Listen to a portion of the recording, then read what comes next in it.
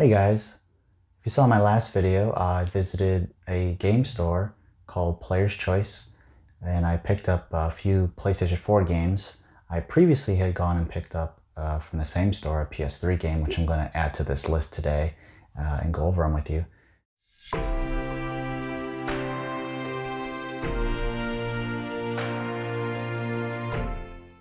So first thing on the list, Ninokuni, Wrath of the White Witch.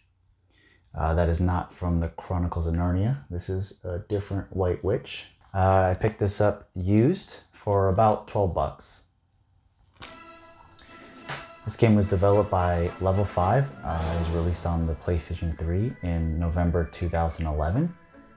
Just over 2 years later, it was published by Namco Bandai Games in North America in January 2013. Level 5 Games, as you may or may not know, also developed games such as Dark Cloud and Rogue Galaxy. The main character of Ninokuni is a young boy named Oliver.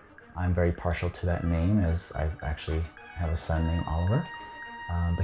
Oliver in this story is on a quest to save his mother. Throughout the game, the player recruits various creatures called familiars, which help Oliver during battles. Oliver himself does, however, have his own magical abilities.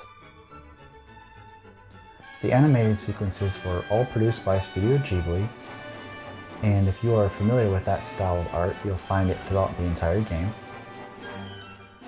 The game is played in third-person perspective as the main character travels the world completing quests and tasks.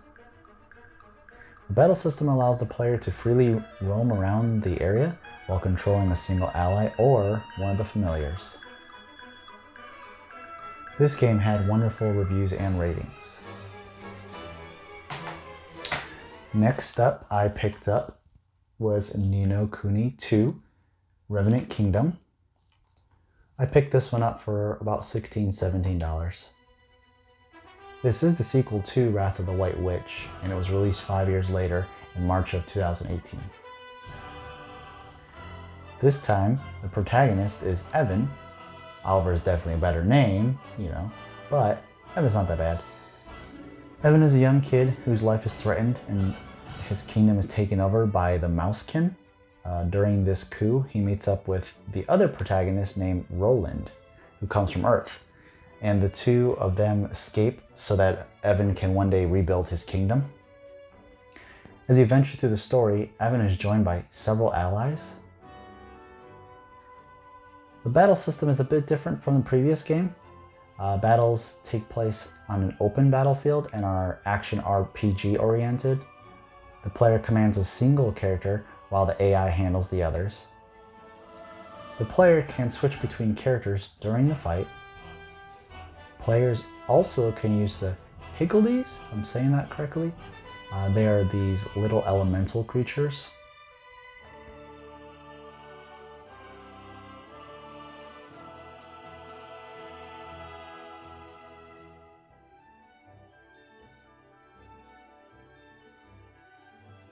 Like its predecessor, Ninokuni 2 also had really good reviews and ratings. The next one I picked up, Tokyo Twilight Ghost Hunters, Daybreak Special Gigs. That's a mouthful. This one was also around $16. To be honest, I've never actually heard of this one prior to seeing it in the store, but I figured I'll just give it a shot. Seemed like it might be something interesting. This is an enhanced or ultimate version of the game. From what I understand, if you have the original version of the game, it's not really worth getting this version. However, if you are like me and you did not own the original version and you want to try it out, then this is the version to go with. What this version added was a new Daybreak scenario, as well as improving the battle system. The original game was produced by Toy Box Inc. for the PS3 and Vita and published in Japan in April 2014 by Arc System Works, also known for Blaze Blue and the Double Dragon series. This version came to North America in September 2016. The game is primarily a visual novel adventure, so there will be a lot of dialogue to read. It also includes some strategy RPG elements in the battle system. You begin as a new transfer high school student in Shinjuku, and you quickly get involved in ghost hunting. I heard it described as sort of a teenage Ghostbusters. The game is episodic, taking place over 13 episodes. The game has been praised for its interesting story and the beautiful artwork. However, it got some criticism for the lack of in-game explanations, such as the battle system, which apparently can be pretty confusing to figure out in the beginning.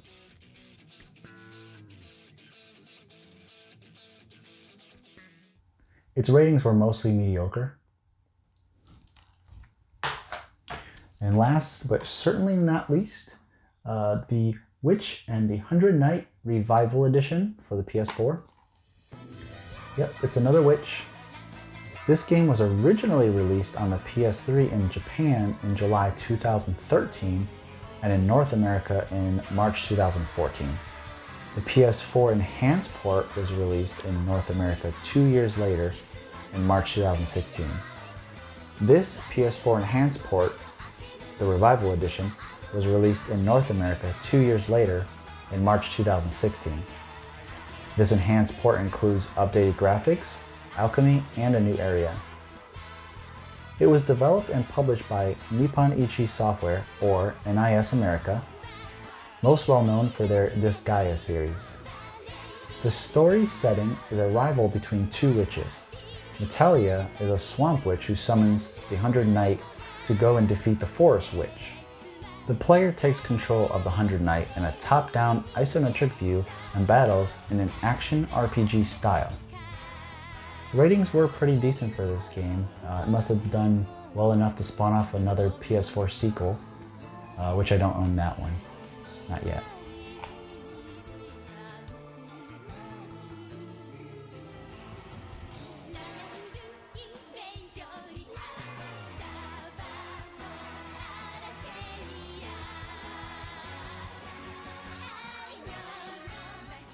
Have you played any of these games?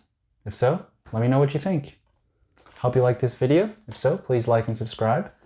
And as always, thanks for watching. Peace, love, and cheese.